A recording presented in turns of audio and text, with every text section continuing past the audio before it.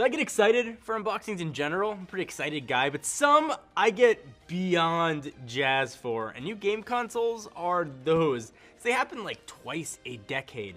We've got the latest from Nintendo. This is the Switch. It's a culmination of everything they've learned from the original NES all the way on down past the Wii U, which I guess you could kind of call the original Switch, to what we have right here, this $300 portable hybrid console, which I am unhealthily excited to play, which is mostly at this point, as of launch, just like a $300 Zelda machine, which we've got, because I'm really jazzed to play that. And also, I know you see it in frame.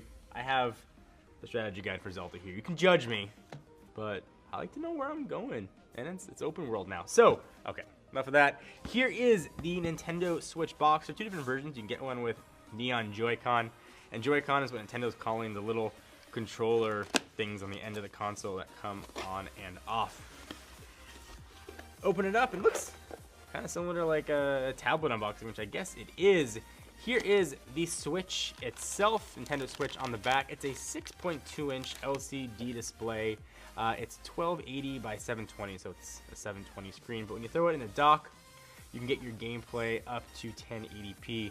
Your games are going to be stored on 32 gigs of internal storage in here, but also you can pop it on micro SD card and be good to go. It's surprising how light and thin this thing is for what it does. It's being powered by a modified version of the NVIDIA Tegra X1. Battery life is like all over the board. Nintendo claims from their own site 2.5 hours to 6 hours, so it's a big shrug emoji for how long this is going to last. But if you want to charge it, you can do it via USB Type-C, so no more weird proprietary connectors from Nintendo. Let's keep digging in. We've got gray Joy-Con number 1, and these are teeny tiny little controllers. And first impression, they feel really good. There's nice responsiveness. The buttons have nice clickiness, but man, they are tiny. But everything feels pretty good. So the idea behind these controllers, I'm sure you guys know at this point, mostly since this is my first time really ever kind of holding a Switch, is you can play them like this. Think of them as like evolved tiny Wiimotes. They've got buttons on top. There's also going to be a dock inside you can connect them to, but you can throw them right on the side of the console itself, which I will do here. Very satisfying clicky noise, which is important to have your clicky noise to be satisfying. Then you can sort of game like you could on a any sort of tablet or iPad or Android tablet with controllers on the side. You can take this with you. It also has a kickstand, so you can prop it up and do some gaming. And if you want to pull off the Joy-Cons and use it as a screen, you can do that. But we got more in the box.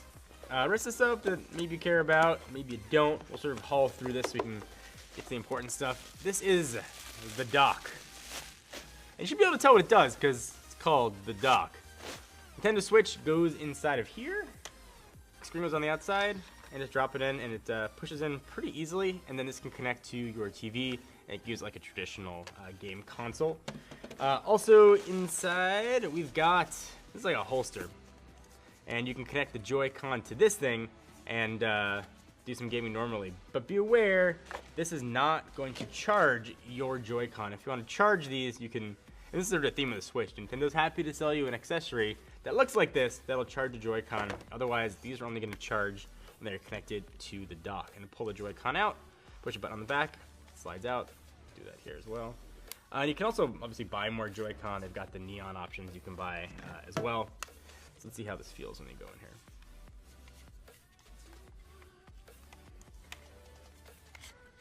This is going to give you more of a traditional gaming experience. It feels more like a normal controller, something like you'd get with an Xbox or a PlayStation. A little bit unergonomic, but I definitely see this working. And again, if you want to use this, the Switch on a stand, if it stand out, you could be good to go. Stand comes out, in theory, like that. And then you can just get your gaming on. Other things in the box quickly. We got this thing. These are little straps for your Joy-Con. We got that thing. It's another strap. We got HDMI cables and USB Type-C. Mostly, I just want to get to playing Zelda, which is for me, the whole point of this thing right now. The console itself kind of looks unremarkable, but take away this, it is really thin and really light. And it's kind of cool that the games are now on game cards, kind of like cartridges from years past. But again, if you want to expand the storage, if you don't want to buy the cards, you can just buy a SD card. And also kind of cool to bear in mind, if you buy a game card like I've got here for Zelda, it's not gonna like install onto your console. You actually play off the card. So like if you buy a game for an Xbox or a PS4, it's gonna have to install and take up storage. Not so here with the Nintendo Switch. So thank you guys for watching. I know you guys have your choice of Nintendo Switch unboxings. Thank you for flying Southwest and for watching Techno Buffalo unboxing the Nintendo Switch. I'm just Jazz, just as a fan of Nintendo and a fan of gaming. I'm really excited for Mario Kart. I wish that had been a launch title, but I think Zelda will tide me over for a while. I'm gonna get playing. Thank you guys for watching. Hope you enjoyed. Give the video a thumbs up if you are a fan of Nintendo. Till next time, I'm John Ranger.